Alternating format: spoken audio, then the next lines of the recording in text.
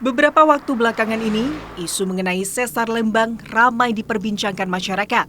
Mulai dari apa itu sesar Lembang, kapan terjadinya pergerakan sesar Lembang ini, hingga berapa besar guncangan yang bisa ditimbulkan apabila pergerakan sesar Lembang terjadi. Nggak terlalu tahu ya, cuman yang saya tahu tuh kayak ada pergeseran dari sesarnya itu yang menyebabkan gempa bumi besar di kawasan Bandungnya. Ya, sepengetahuan saya itu aja sih kalau untuk sesar Lembang itu. Taunya seringnya dari mana sih? Banyak dari berita-berita kayak dari TikTok, dari Instagram, kayak gitu. Kebanyakan dari sosial media. Ya, dari sosial media.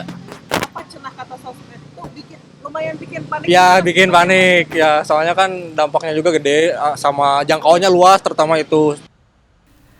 Menurut penyelidik Bumi Utama Badan Geologi, Supartoyo, sesar Lembang merupakan sesar aktif di Jawa Barat yang secara geologis tampak sebagai tebing yang berbatasan dengan dataran.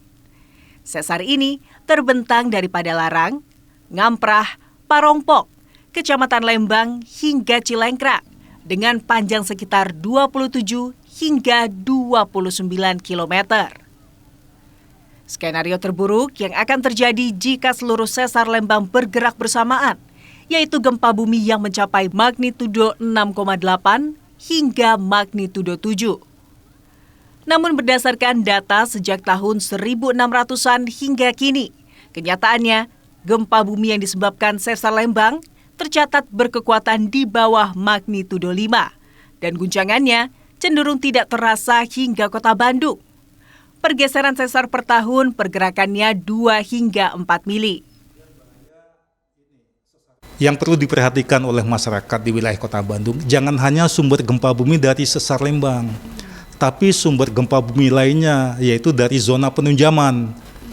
Di mana zona penunjaman ini merupakan pertemuan antara dua lempeng besar yang terjadi di Samudra Hindia di selatan Jawa Barat.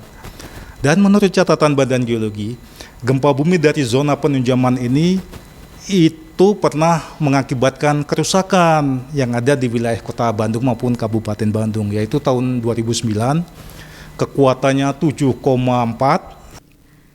Dari sekitar 300 lebih sesar aktif yang ada di Indonesia, menurut Supartoyo, sesar Lembang merupakan sesar yang diprediksi tidak masuk dalam grade A, atau sesar dengan tingkat kewaspadaannya lebih rendah dibandingkan sesar Palu Koro yang ada di Sulawesi Tengah. Badan Geologi mengimbau masyarakat